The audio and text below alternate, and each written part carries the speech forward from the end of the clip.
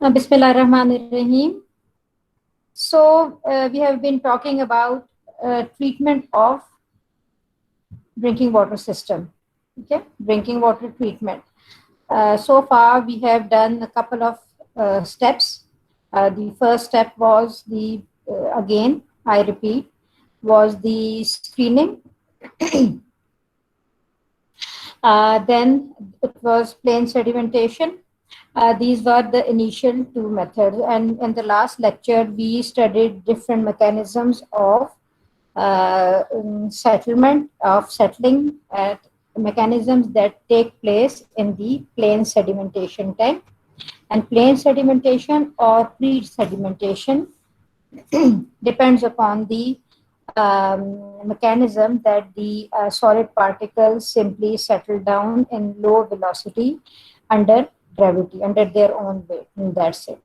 So even after the settlement, there are some particles left in the water which have specific gravity less than one. That is the specific gravity of water. So we still have suspended particles in water which are needed to be removed. For that purpose, the water is shifted in the next step or next stage, and that is the coagulation stage. Now, coagulation is, let me explain it in forthcoming slides, but generally speaking, coagulation takes place almost simultaneously with flocculation. That is, coagulation and flocculation are taking place at the same time in continuous steps. And this coagulated water is then allowed to settle, is allowed to retain in again a sedimentation tank, which is also sometimes known as secondary sedimentation tank. So, coagulation, let's start with coagulation, what coagulation really is. Coagulation is the process of combining particles. Now, what particles? The particles which are present in water in suspended form. Even some dissolved particles, some dissolved chemicals, they can also be removed, like hardness. If they are calcium carbonate, potassium chloride, and so on, sodium and magnesium, sorry, not potassium, magnesium chloride, and so on, such things. So, if they are present, or you have determined that the water is hard beyond the permissible limits, so we need to remove the hardness of the particles of water. So these dissolved chemicals are precipitated or removed by using certain coagulants. Coagulants are nothing but chemicals which when added to water containing dissolved or suspended particles simply make them precipitate and precipitate. And if they are if these precipitates or these precipitated particles combine with each other, they form flocks. Flock is आम English का लफ्ज है, जैसे flock of birds, ठीक है, परिंदों का गोल जिसे हम कहते हैं, तो फ्लॉक ऑफ बर्ड्स, तो इधर भी यही चीज है, the flock of precipitates, a flock of the suspended particles. So the suspended particles get attached to each other and form groups and conglomerates, you can say, and form larger groups, and thus in their particle size or thus their overall volume increases, and they can settle down in water. Let me read it a bit. Coagulation is the process of combining particles, colloids, and dissolved organic materials into larger aggregates that are then removed from the water, usually by clarification and filtration process. ठीक है, कोई भी आगे एक process हो सकता है. Clarification is nothing but sedimentation. जो हमारे पास सेकेंडरी सेडिमेंटेशन है उसको क्लैरिफायर भी कहते हैं, ठीक है, या क्लैरिफाइंग बेसन भी कहते हैं, क्लैरिफाइंग टैंक भी कहते हैं, ठीक है. तो उसके बीच में क्या है, एक ग्लास है, उस ग्लास के बीच में हमारे पास पानी है जो कि जिसके बीच में पार्टिकल्स हैं, सस्पेंडेड पार्टिकल, उसके बीच में हमने कोगुलेंट ऐड किया। कोगुलेंट ऐड करने से उसमें प्रेसिपिटेट्स बन जाते हैं और फ्लॉक्स प्रेसिपिटेट बन जाते हैं। अगर हम उसके बीच में चूं चम्मच हिला रहे हों तो वो आपस में इकट्ठे हो जाते हैं, इकट्ठे होके वो फ्लॉक्स बना लेते हैं और वो हैवी होते हैं और वो पानी में सेटल डाउन हो जाते हैं। तो जहां पर पानी में सेटल डाउन हो जाए तो उसे क्लैरिफाई करते हैं, ये क्लैरिफाई हो गए, साफ हो गए। अब आप इस अगर फिगर में देखें तो उसके बीच में जो थर्ड आपको नजर आ रहा है कंटेनर यू कैन से, उसके बीच में जो प्रेसिपिटेट्स है वो नीचे सेटल डाउन हो गए इन द शेप ऑफ फ्लॉक्स, और ऊपर जो पानी है वो क्लैरिफाइड पानी है। उस पानी को हम आगे फिर दोबारा से जो कुछ भी हमें ट्रीटमेंट करनी है या नहीं करनी है, व्हाटएवर, जैसे भी जो भी हमारा प्रोसीजर है, तो फिर हम उसके मुताबिक इसको ऊपर से रिमूव कर देते हैं और नीचे जो प्रेसिपिटेट्स हैं उनको अलग से रिमूव करके डिस्पोज ऑफ कर देते हैं। अच्छा, coagulation itself results in the formation of flocks, but flocculation is required to help the flock further aggregate and settle. ठीक है, coagulation के साथ सिंपली प्रेसिपिटेशन हो जाती है, और उसको फ्लॉक्स बनाने के लिए उसमें फ्लॉकुलेशन का प्रोसेस करना पड़ता है। फ्लॉकुलेशन का प्रोसेस क्या होता है? सिंपली मैकेनिकल मिक्सिंग और physical mixing of water so as to make flocks collide with each other, वो एक दूसरे के साथ टकराते हैं और एक दूसरे के साथ स्टिक कर जाते हैं, चिपक जाते हैं, फिर भारी होके सेटल डाउन हो जाते हैं। The coagulation flocculation process itself removes only about 60 to 70% of natural organic matter. अब नेचुरल ऑर्गेनिक मैटर जो है, ऑर्गेनिक मैटर, ठीक है, यहाँ पर वो नहीं कहा गया, फिजिकल नॉन इनऑर्गेनिक मैटर नहीं कहा गया। ऑर्गेनिक मैटर के बीच में कोई भी dissolve animals and plants impurities हो सकती हैं, ठीक है। जो डिकम्पोज मैटर होता है जो पानी के बीच में इतना फाइन होता है कि वो डिजॉल्व फॉर्म में चला जाता है, ठीक। उसके बीच में नाइट्रोजनस भी हो सकते हैं, nitrogenous compounds are organic compounds, ठीक है। So but even then the coagulation and flocculation process can only remove 60 to 70%. It means that 30 to 40% still remains in water even after coagulation and flocculation. So we need further treatment processes. और further treatment processes जो है हम आगे करेंगे next step by step. उसके बीच में filtration भी हो सकता है, उसके बीच में फिर हमारे पास ऑक्सीडेशन भी है, सेडिमेंटेशन मजीद, एंड तकरीबन जहाँ फिर कंप्लीट उसकी ट्रीटमेंट के लिए हमें फर्दर आगे हम स्टेप बाय स्टेप जाते हैं। But so far let's talk about coagulation only. अच्छा, इसके बाद एक और चीज होती है जिसको कहते हैं कोगुलेंट एड्स। अब कोगुलेंट्स बेसिकली बजाते खुद केमिकल्स होते हैं, सो हमें कोगुलेशन के प्रोसेस को ज़्यादा एनहांस करने के लिए ज़्यादा मिकदार में केमिकल्स ऐड करने की ज़रूरत होती है अगर हम प्रॉपरली उसे करें तो उसकी वजह से ये प्रॉब्लम होता है कि बाज़ औक़ात ये chemicals, because chemicals are not fit for intake और fit for drinking by themselves, so we need, अगर उनकी मिकदार पानी में बहुत ज़्यादा हो जाए कोगुलेंट की, तो कोगुलेशन तो वो ठीक कर लेगा लेकिन बजाते खुद वो केमिकल जो है वो हार्मफुल होगा। तो हम उसको कम करने के लिए, रिक्वायर्ड अमाउंट ऑफ कोगुलेंट को कम करने के लिए हम बीच में एक और चीज यूज करते हैं, कुछ और चीजें जिनको कोगुलेंट एड्स कहते हैं। अब कोगुलेंट एड्स जो है वो बजाते खुद कोगुलेंट्स नहीं होते, but simply these are in the form of polymers. Polymer किसे कहते हैं? पॉलीमर की मैं आपको कैसे एग्जांपल दूं, जैसे सिंथेटिक पॉलीमर जो होते हैं, प्लास्टिक के लच्छे या प्लास्टिक के धागे से होते हैं, उनको सिंथेटिक पॉलीमर्स या प्लास्टिक पॉलीमर्स कहते हैं। तो इस तरह के नेचुरल पॉलीमर्स भी होते हैं, जैसे फॉर एग्जांपल आपका कहाँ शुगर केन, गन्ने की जो छिलका होता है या जो गन्ने का रस निकाल के जो बाकी जो छिलका बच जाता है वो भी पॉलीमेरिक फॉर्म में होता है। इसके अलावा बेशुमार किस्म के प्लांट्स में से जो लंबी लंबी तारें से निकलती हैं वो तमाम के तमाम जो है पॉलीमर्स होते हैं, वो नेचुरल पॉलीमर्स होते हैं।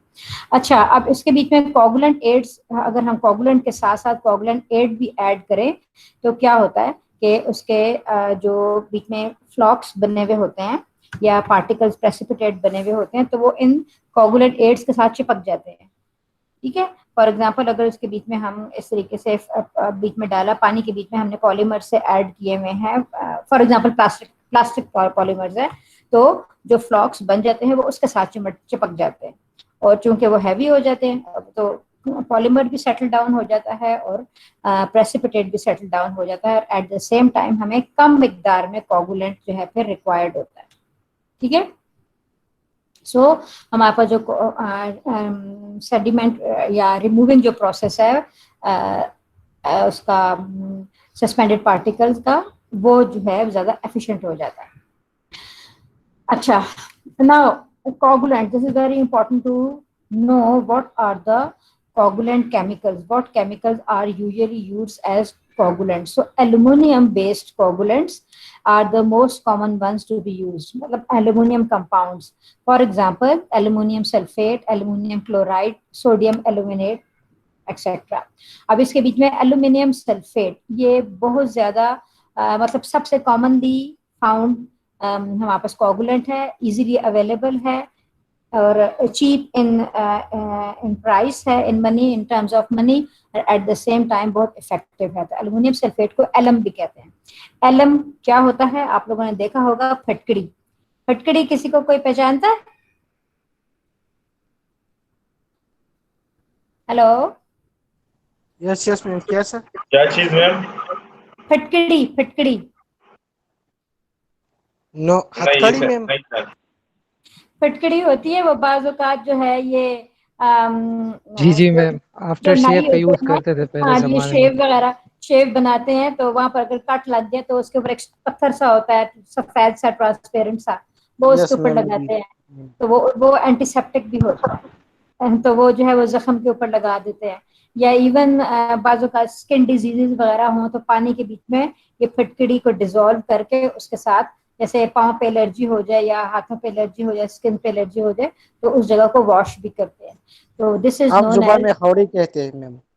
अच्छा, अच्छा, नहीं मुझे नहीं पता ये क्या इससे कहते होंगे, लेकिन उर्दू में इसको फटकड़ी कहते हैं और इंग्लिश में इसको एलम कहते हैं, which is actually aluminium sulphate. ठीक है, तो एल्यूमिनियम सल्फेट अगर पानी में डाल दें, तो पानी में अगर सस्पेंडेड पार्टिकल्स हैं ये डिजोल्व, तो वो प्रेसिपिटेट बना लेते हैं। ठीक है, तो so aluminium sulphate is a very commonly found, सस्ता भी होता है, चीप होता है, and it is used in solution form. Obviously इसका सोल्यूशन सा बना के और पानी के बीच में ऐड कर देते हैं, और फिर जो है वो पानी में कोगुलेशन हो जाती है। अच्छा, इसके अलावा आयरन बेस्ड कोगुलेंट्स या आयरन के जो कंपाउंड्स होते हैं, for example ferric sulphate, ferrous sulphate, ferric chloride and ferric chloride sulphate. ठीक है, ये नाम है इनके डिफरेंट, लेकिन बेसिकली ये एक आयरन फैमिली है। एंड अदर केमिकल्स में include hydrated lime and magnesium carbonate. Hydrated lime किसे कहते हैं? बुझा हुआ चूना जो होता है। ठीक है, कैल्शियम कार्बोनेट होता है, कैल्शियम हाइड्रोक्साइड होता है मेरे ख्याल में, तो वो and also magnesium carbonate. So we have these are different examples of coagulants which are used in water treatment.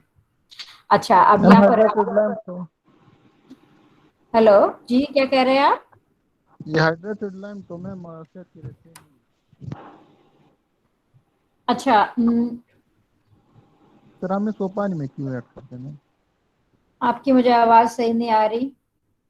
नहीं तो ओके, सेहत के लेट, लिए मुफीद नहीं है, तो फिर हम क्यों इसको पानी में ऐड करते हैं? किस में पानी ऐड करते हैं?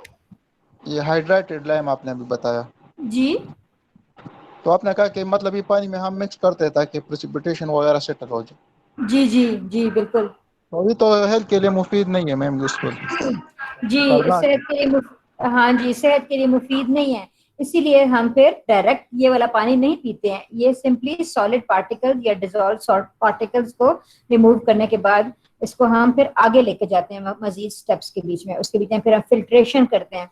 फिल्ट्रेशन के प्रोसेस के बीच में भी जो हमारे पास इस तरह के केमिकल्स हैं वो फिल्टर हो जाते हैं। जिस तरह आपके घर के बीच में, किचन के बीच में ये फिल्टर लगे हुए होते हैं, या आपकी यूनिवर्सिटी में भी पानी के नलके के साथ फिल्टर लगा हुआ होता है। उससे फिर आगे मजीद जो है वो एक और प्रोसेस है डिसइंफेक्शन। डिसइंफेक्शन में भी बहुत सारी इस तरीके अमूमन डिसइंफेक्शन बायोलॉजिकल डिसइंफेक्शन होता है, लेकिन मोस्टली फिल्ट्रेशन हम उसे इज अ मेन प्रोसेस, जिसके बीच में इस तरह के केमिकल्स वगैरह खुद ब खुद फिल्टर होके पीछे रह जाते हैं, वो फिर हम बाद में नेक्स्ट स्टेप में उसे रिमूव करते हैं।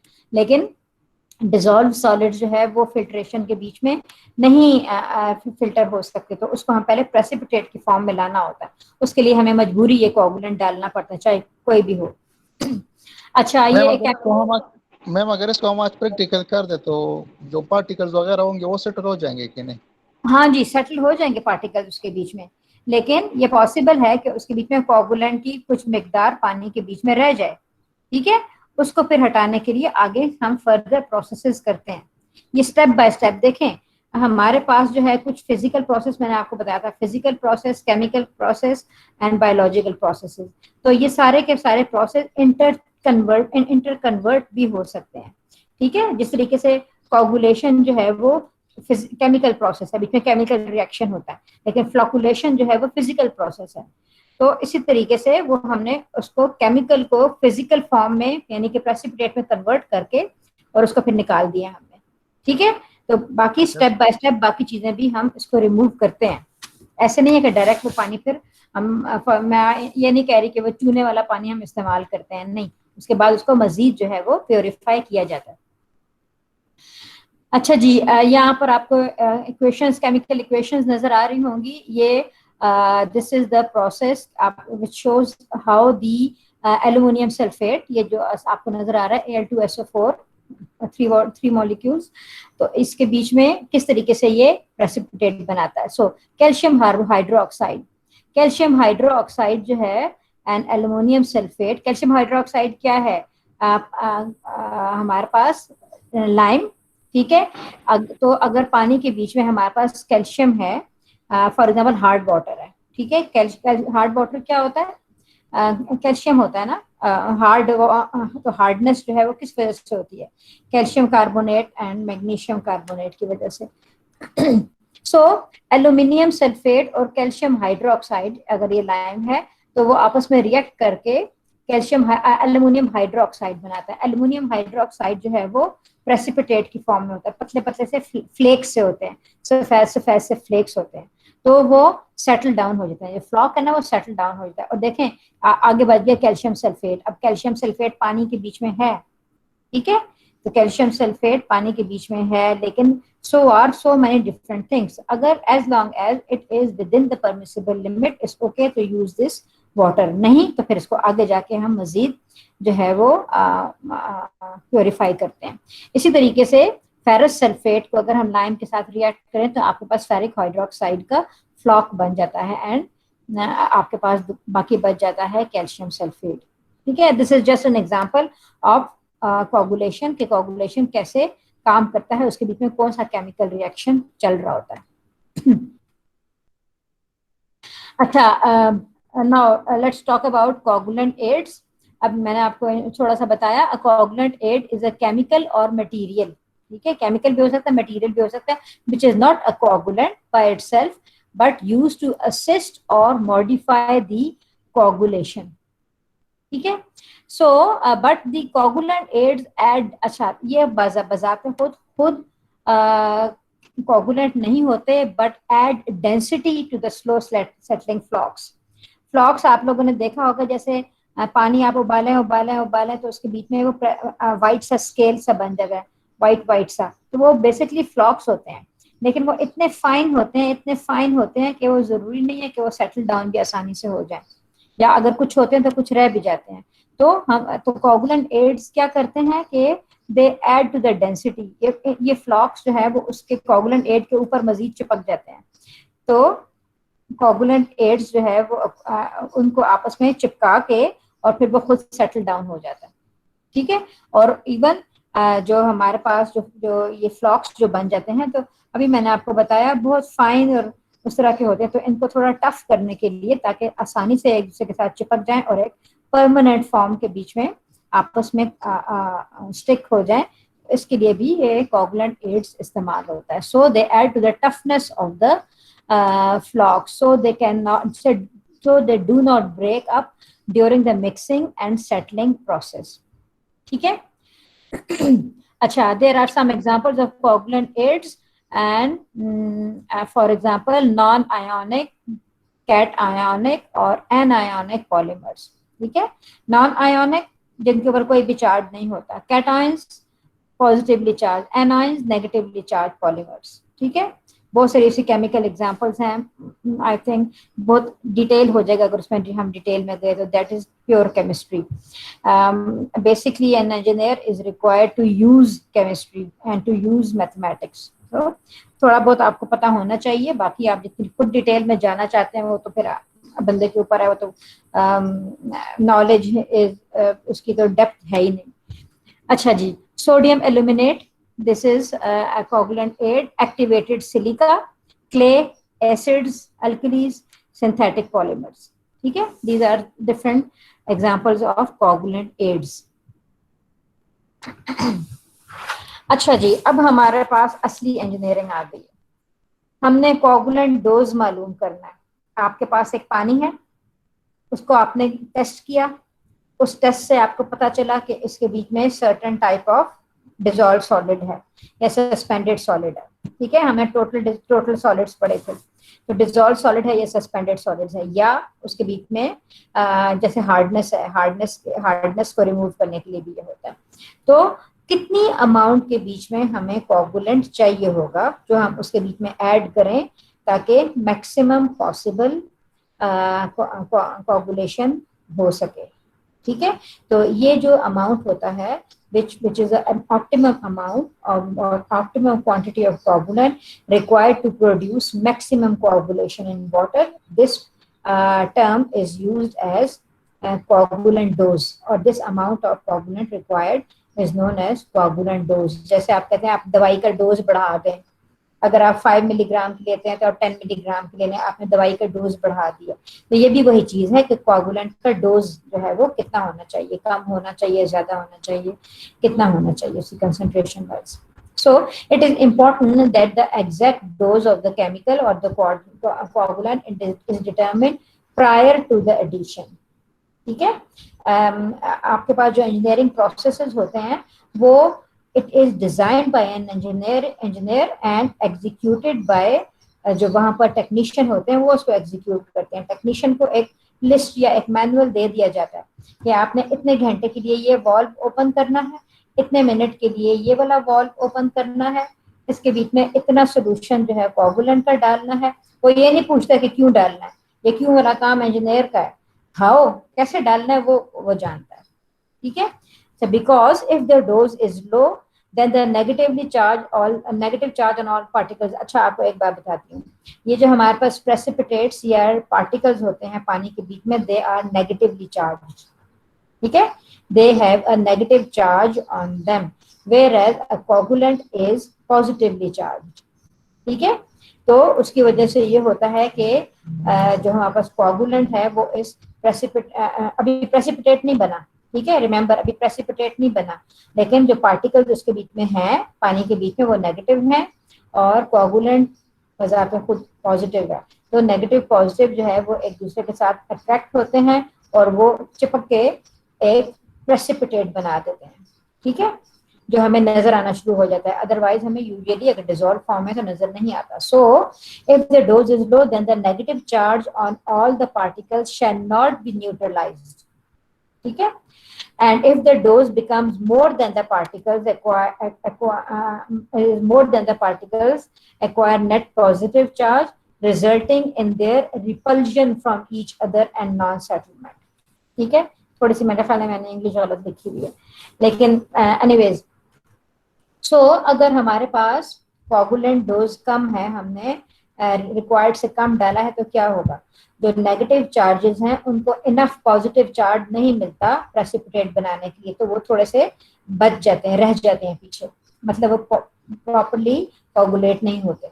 और अगर जो है वो हम ज्यादा डाल दें, ओवरडोज कर दें, तो क्या होगा, ओवरडोज कर दें तो जो पार्टिकल्स हैं जो ऑलरेडी नेगेटिवली चार्ज है तो वो उनके ऊपर पॉजिटिव चार्ज ज्यादा हो जाएगा. ठीक है, क्योंकि कोगुलेंट हमें ज्यादा कर दिए, तो जब पॉजिटिव चार्ज ज्यादा हो जाएगा तो सारे के सारे पॉजिटिव हो जाएंगे, तो अगेन वो एक दूसरे के साथ चिपकेंगे नहीं, वो रिपेल एक दूसरे को करना शुरू कर देंगे. ठीक है, तो फिर उसकी वजह जी मैम अगर इनकेस ओवरडोज हो जाए तो फिर हम क्या करेंगे? क्या हो जाए? फिर क्या करेंगे हम? अगर ओवरडोज हो जाए तो क्या करेंगे? Yes ma'am. अच्छा, पहली बात, ओवरडोज आपने होने नहीं देना। ओवरडोज क्यों होगा? आपके पास पानी है, ठीक है, पानी है आपके पास, आपने उस पानी को पहले से टेस्ट किया हुआ है। आपने जब उसको टेस्ट किया है तो आपके पास उसकी वैल्यू है कि कितने परसेंटेज या कितने पार्ट्स पर मिलियन उसे कहते हैं पीपीएम, या कितने परसेंटेज उसके बीच में पार्टिकल्स हैं। जब हमें पार्टिकल्स का पता चलता है, this is a long long long discussion, पूरी की पूरी, अगर इसकी थोड़ी सी डिटेल मेरे ख्याल में कि आपके नोट्स में है, but don't go into the detail, ठीक है। ये आपका आपके स्कोप से ज्यादा ऊपर है। अगर आपने एमएससी पीएचडी कभी की इसके बीच में, तो उसमें पे शायद आपको जो है ये डिटेल पता चले, but I am not going into the detail. So इसके बीच में होता क्या है, जिस तरह अगर आपने क्या ज्यादा हो जाए, ओवरडोज हो जाए, अव्वल तो हमने ओवरडोज होने नहीं देना, हमने पहले से कैलकुलेट करना है। लेकिन फॉर एग्जाम्पल आपके पास इस तरीके से होता है कि पानी के बीच में पार्टिकल्स की पीछे से जो मिकदार आ रही है वो हमारी असेसमेंट से चेंज हो जाती है, कम हो जाती है फॉर एग्जांपल, तो इसका मतलब है जो हम डोज दे रहे हैं वो ओवरडोज हो जाएगा। तो उससे उससे ये होता है कि उसके बीच में हमारे पास फिर कोगुलेशन प्रॉपर नहीं होती, हम एज सच कर कुछ नहीं सकते, वो प्रॉपर नहीं होती। अच्छा, अब आपको एक और बात बताती हूँ, ये जो हमारे पास वाटर ट्रीटमेंट प्लांट होते हैं उसके बीच में हर स्टेप, हर प्रोसीजर के बाद वाटर को टेस्ट किया जाता है। सेडिमेंटेशन के बाद टेस्ट किया जाता है, कोगुलेशन फ्लोकुलेशन के बाद टेस्ट किया जाता है, उसके बाद फिल्ट्रेशन के बाद टेस्ट किया जाता है, फिर हमारे पास डिसइंफेक्शन के बाद टेस्ट किया जाता है। तो उससे हमें साथ साथ पता चलता जाता है कि ये स्टेप जो है ये सही काम नहीं कर रहा। किस वजह से काम नहीं कर रहा? या हमने ओवरडोज कर दिया है, या फिर पानी के पार्टिकल्स कम आना शुरू हो गए, ठीक है। तो इनमें से कोई एक वजह हो सकती है, तो फिर हम उसको ठीक कर देते हैं। मतलब ओवरडोज हो गया तो, और फिर हम उसको, उस पानी को आगे भेजने से पहले उसको टेस्ट करते हैं।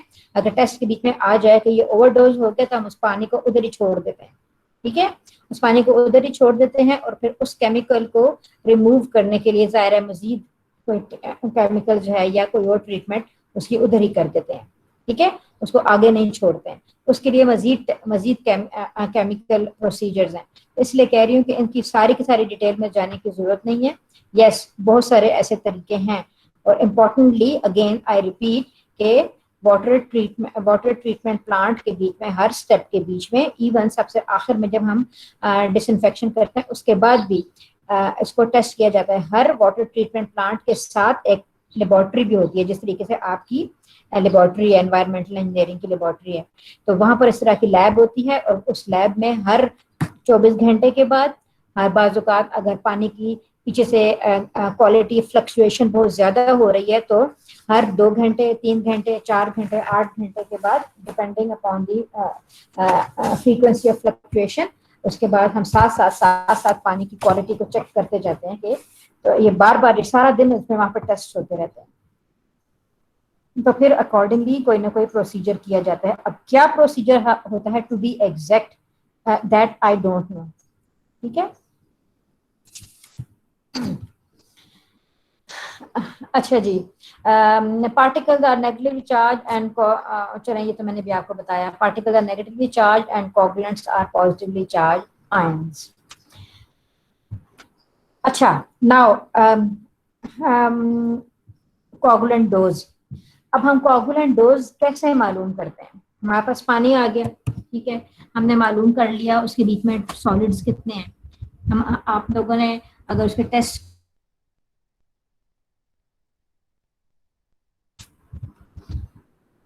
हेलो, मेरी आवाज आ रही है? Yes ma'am. आ रही है। अच्छा, चले, अगर आप वाटर के टेस्ट किए हुए हो तो उसके लिए फिजिकल टेस्ट के बीच में एक टोटल सॉलिड्स भी है, ठीक है, उसमें डिसॉल्व्ड और सस्पेंडेड सॉलिड दोनों आता है। तो हम पहले वो कर लेते हैं कि इसमें कितने सॉलिड्स हैं पानी के बीच में, एंड देन अब हमने करना है कि कितना कोगुलेंट डोज डालें। 1 लीटर में पर लीटर के हिसाब से हम वॉल्यूम मालूम करना चाहते हैं कोगुलेंट का, तो वो कितना, उसके लिए हमारे पास एक टेस्ट है जिसको कहते हैं जार टेस्ट, ठीक है। अब जार टेस्ट क्या है? This is a laboratory procedure to determine coagulant dose इसके बीच में in water treatment plant optimum dose of coagulant is generally evaluated by jar test method. This procedure simulates coagulation flocculation with different chemical doses. अभी आपको मैं आगे detail बताती हूँ, simply थोड़ा सा पढ़ लें.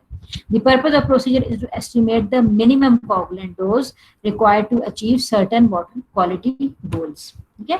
Limitation of this test is that it is time consuming, expensive, and accuracy of the result depends upon the experience of the plant operator. अब होता किस तरीके से ये मैं आपको बताती हूँ.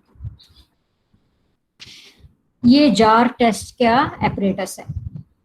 इसके बीच में क्या होता है, 6 जार्स होते हैं, एक एक लीटर के होते हैं कि हाफ लीटर के होते हैं, ठीक है, 500 ml के होते हैं. अब जो हमारे पास जो पानी को हमने टेस्ट करना है, जो हमारा सैंपल है, तो तमाम जार्स के बीच में हम वो वाला पानी डाल लेते हैं.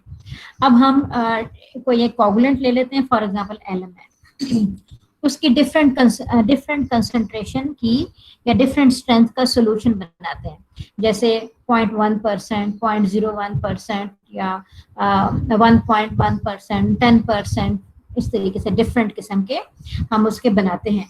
अभी जो इसने कहा कि it depends upon the experience of the operator, तो इसके बीच में भी वो होता है कि आपने कितने इंटरवल के ऊपर सोल्यूशन बनाना है.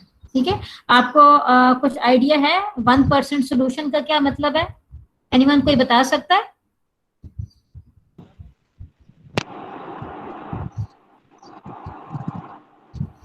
क्या मैम दोबारा बताएं? जी, केमिकल सॉल्यूशन अगर हमने बनाना है किसी एक केमिकल का, फॉर एग्जांपल हमने सोडियम क्लोराइड, आम नमक होता है, उसका हमने 1% सॉल्यूशन बनाना है, तो किस तरीके से बनाएंगे, आपको पता है? मैम जितना अमाउंट होगा पानी का उसमें 1% वो सोडियम क्लोराइड डालेंगे. हाँ, फॉर एग्जांपल हमने 1 लीटर के बीच में हमने 1% सोल्यूशन बनाना है, तो क्या करेंगे, 1 लीटर के बीच में 1 ग्राम सॉल्ट डाल देंगे. ठीक है, अब ये तो चलो सॉलिड फॉर्म में है ना. फॉर एग्जांपल हमने सल्फ्यूरिक एसिड का 1% सोल्यूशन बनाना है, तो 1% ऑफ सल्फ्यूरिक एसिड सोल्यूशन क्या होता है, मतलब उसमें होता है 1000 मिलीलीटर. ठीक है, एक उसके बीच में 1000 लीटर के बीच, अच्छा चले छोटे परसेंटेज में बना लेते हैं, बाय वॉल्यूम नहीं बनाते. आपके पास 100 मिलीलीटर पानी है, ठीक है, और आपको कहते हैं कि 1% सोल्यूशन ऑफ सल्फ्यूरिक एसिड बनाएं, तो आप क्या करेंगे, उस 100 मिलीलीटर में से 1 मिलीलीटर निकाल देंगे, मतलब 99 मिलीलीटर पानी ले लेंगे और बीच में 1 millilitre sulphuric acid liquid form में डाल देंगे, तो टोटल बन जाएगा 100. ये हो जाएगा 1% सोल्यूशन. ठीक है, इसी तरीके से अगर आपने 0.1% सोल्यूशन लेना है किसी सॉल्ट का, तो 100 मिलीलीटर के बीच में 0.1 ग्राम हम वो वाला सॉल्ट डाल देंगे, तो वो फिर 0.1% सोल्यूशन हो जाएगा. ठीक है, 100 के बीच में 0.1. इसी तरीके से हम डिफरेंट किस्म के डिफरेंट स्ट्रेंथ के सोल्यूशन बना लेते हैं कोगुलेंट के. ठीक है, और 6 किस्म की कम अज कम मुख्तलिफ 6 डिफरेंट इंटरवल्स के ऊपर हम वो सोल्यूशन बना लेते हैं और फिर उसको नोट कर लेते हैं कि ये कौन सा है. अच्छा, अब पहले वाले जार के बीच में डाल लेते हैं पहला वाला सोल्यूशन, फिर दूसरे जार में दूसरा सोल्यूशन, तीसरे जार में, इस तरीके से 6 के 6 जार्स के बीच में 6 डिफरेंट परसेंटेज के सोल्यूशन हम डाल लेते हैं. फिर क्या होता है कि ये वाला जो जार है, इस जार के बीच में ये पैडल्स लगे हुए होते हैं जो कि इलेक्ट्रिकली ऑपरेटेड होते हैं. जैसे हम प्याली के बीच में चम्मच हिला देते हैं, तो इसी तरीके से ये होते हैं जो कि उसको आहिस्ता आहिस्ता गोल गोल चर्न करना शुरू करते हैं. तो हमने पानी लिया, बीच में कोगुलेंट के डिफरेंट डोजेस डाले और फिर हमने उसमें फ्लोकुलेशन का प्रोसेस किया.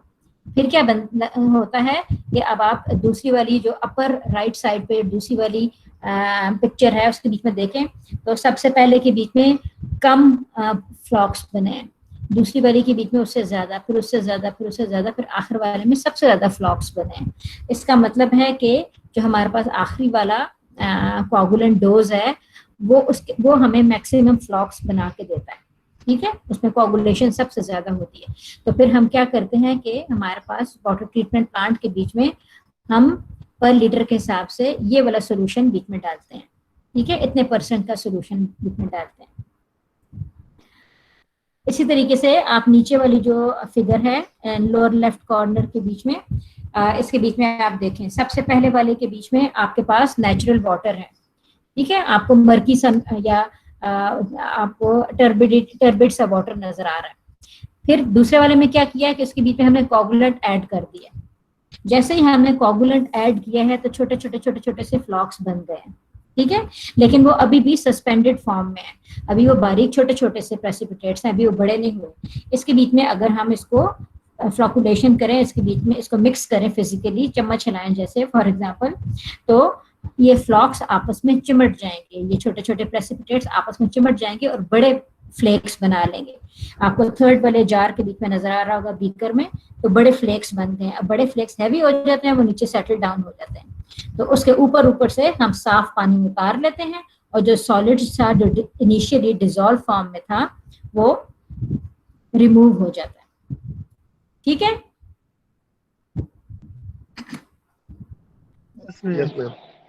अच्छा जी, ये तो था कोगुलेशन, ठीक है, कोगुलेशन हमने किया। अब ऑन वाटर ट्रीटमेंट प्लांट के लेवल के ऊपर फ्लॉकुलेशन कैसे होती है, आप इसके बीच में जो अपर लेफ्ट कॉर्नर के बीच में जो पिक्चर है, ये वाली पिक्चर, ये अगर आप देखें, ये वही चीज है, बाहर से रॉ वाटर आ रहा है, ठीक, इसको इसके बीच में हमने कोगुलेंट ऐड किया, ठीक, कोगुलेंट ऐड किया और साथ साथ हमने इसको आगे हमारे पास जो फ्लॉकुलेशन बेसन है उसके बीच में कर दिया। इसके बीच में ये जो आपको काली काली लाइन नजर आ रही है ना, ये वाली, ये और ये हमारे पास बेफल वॉल्स हैं, ठीक है, इनको बेफल वॉल्स कहते हैं। और ऊपर ये जो गोल गोल से लगे हुए हैं, ये पैडल से लगे हुए हैं, ठीक है। तो यहाँ पर पानी आता जाता है, कोगुलेशन वाला कोगुलेंट मिक्स पानी आता है और यहाँ पर हम इसे गोल गोल गोल गोल ये मैकेनिकली इसको जो है वो किया जाता है। सबसे पहले इसको हाई स्पीड पे रोटेट करते हैं, फिर आहिस्ता आहिस्ता आहिस्ता आहिस्ता, फिर उससे भी आहिस्ता। तो इससे क्या होता है कि वो फ्लॉक्स आपस में चिपट जाते हैं, प्रेसिपिटेट्स आपस में चिपट जाते हैं, फ्लॉक्स बना लेते हैं और आखिरी वाले जो बेसन है वहां पर आकर नीचे जाकर सेटल डाउन हो जाते हैं, ठीक है। तो फिर नीचे से वो वाले सेडिमेंटेशन, ये वाला पानी फिर यहाँ से निकाल के और फिर सेडिमेंटेशन चेंबर में भिजवा देते हैं या सेडिमेंटेशन टैंक में, सेकेंडरी सेडिमेंटेशन टैंक में भिजवा देते हैं, वहां पर जाकर इसको और उसको वहां पर जाके रिटेन कर दिया जाता है, बिल्कुल वेलोसिटी को मिनिमाइज कर देते हैं, तो वो फ्लॉक्स जो बने हुए होते हैं वो नीचे जाके सेटल डाउन हो जाते हैं, ठीक है। तो flocculation is by definition physical mixing of coagulated water so as to make the solid particles collide with each other and form larger conglomerates called the flocks, and flocks are heavier and ultimately settle down in water. अच्छा, अब ये वाली जो आपकी picture है, ये एक picture है फ्लॉकुलेशन टैंक की, उसके बीच में आपको ये चीजें नजर आ रही हैं, ये पैडल्स हैं, ठीक है, पैडल्स हैं, गोल गोल गोल गोल घूमते हैं पंखे की तरह, और ये यहाँ पर अगर पानी हो तो वो पानी को चर्न करते जाते हैं, ठीक है, ये पानी को मिक्स करते जाते हैं। तो पानी को मिक्स करते करते पानी आगे आगे आगे आगे ट्रेवल करता जाता है और अल्टीमेटली यहाँ से निकल जाता है, ठीक है, आहिस्ता आहिस्ता आहिस्ता आहिस्ता उसके बीच में जैसे चम्मच हिलाते रहते हैं वो होता रहता है। अच्छा जी, ये यहाँ पर एक मैंने एक वीडियो देखी थी उसकी फ्लॉकुलेशन प्रोसेस की, तो ये उसका लिंक है, अगर आप इस लिंक के ऊपर जाएं तो आपको फ्लॉकुलेशन प्रोसेस एक्चुअल जो वाटर ट्रीटमेंट प्लांट है उसका फ्लॉकुलेशन प्रोसेस नजर आएगा। आई डोंट नो कि ये कनेक्ट होता है या नहीं, मेरे ख्याल में यहाँ पर अगर मैं वीडियो प्ले करूं तो ये आपको शो नहीं होगी।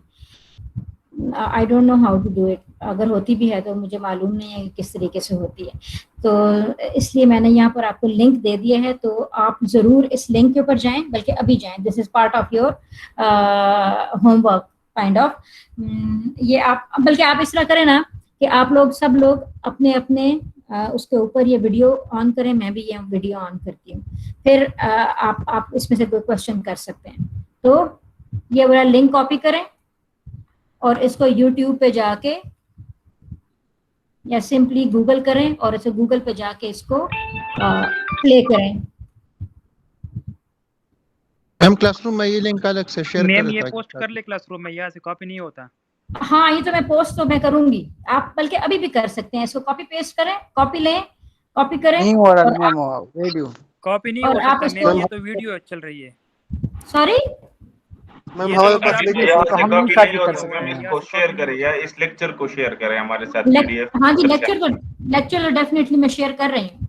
इसके बीच में बस ये लिंक इसके बीच में गिवन है, आप इसको यहाँ से कॉपी पेस्ट कर लें। चलें बाद में कर लें, वरना मेरा ये ख्याल था कि आप अभी करेंगे और अगर कोई क्वेश्चन होगा तो उससे पूछ लेंगे आप। लेक्चर के बाद कर लेंगे मैम।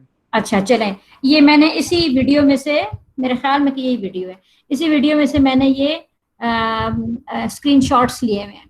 इसके बीच में देखें, ये आपको ये कोगुलेशन के बाद ये वाला एक टैंक है, इस टैंक के नीचे, इस टैंक के बीच में जब आप ये वीडियो प्ले करेंगे तो आपको एक वो ब्लेड से या पंखे से नजर आएंगे जो कि आहिस्ता आहिस्ता मूव कर रहे होंगे। तो ये आपको इसके ऊपर ये दाने दाने से नजर आ रहे हैं, वाइट वाइट से, ठीक है।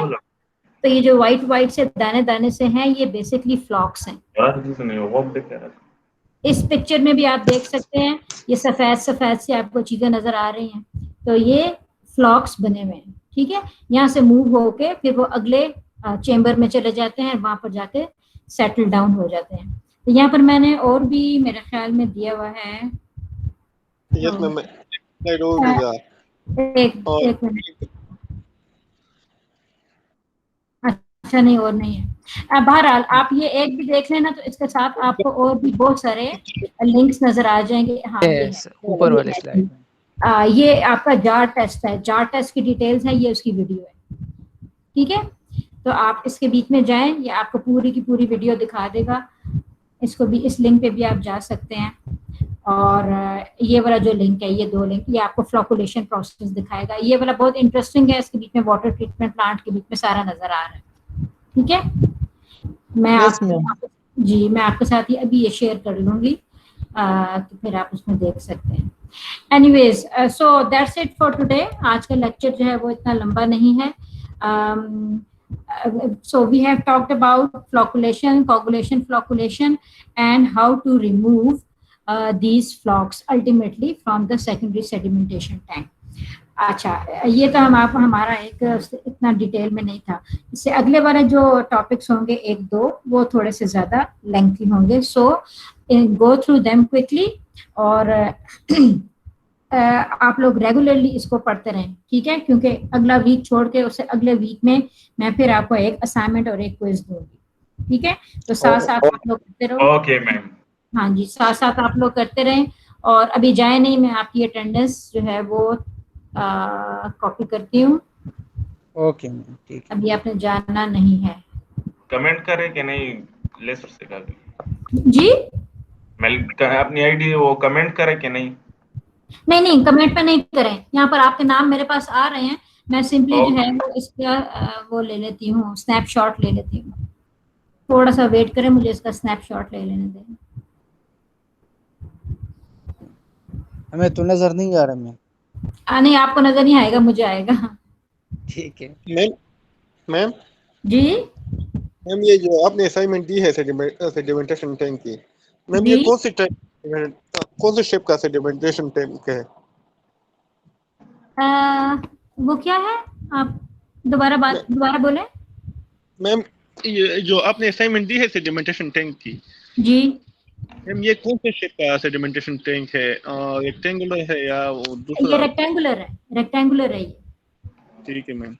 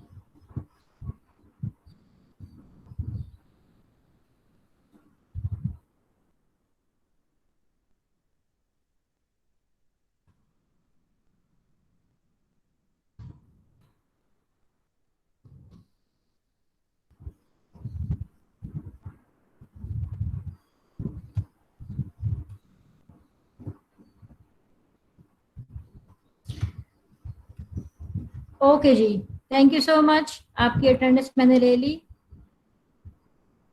Thank you ma'am, thank you जी। अच्छा ओके जी, you can leave, thank you. Ma'am ये मिड का कोर्स फाइनल मिड का क्या हुआ? मिड टर्म का कोर्स जो है ये फाइनल टर्म में इंक्लूडेड है कि नहीं? नहीं नहीं, फाइनल टर्म का अलग होगा जी। Yes ma'am.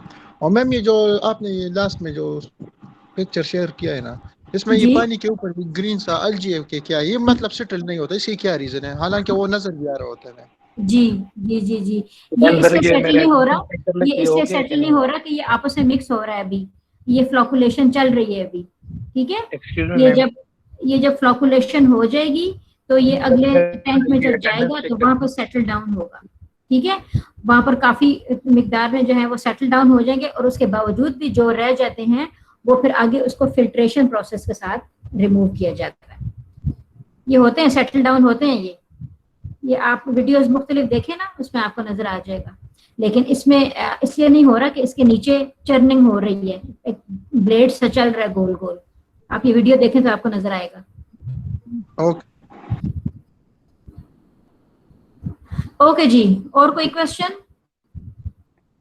मैम जरा ये मेरा अटेंडेंस कंफर्म कर ले, क्लियर हुआ है कि नहीं हुआ? अटेंडेंस? जी मैम। अटेंडेंस मैंने अभी ले ली ना, आप अभी आए हैं क्लास में क्या? नहीं मैम वो अभी नहीं आया, ये मेरा कनेक्शन रूम में। नहीं, आपकी अटेंडेंस मुझे, मैम कंफ्यूजन थी।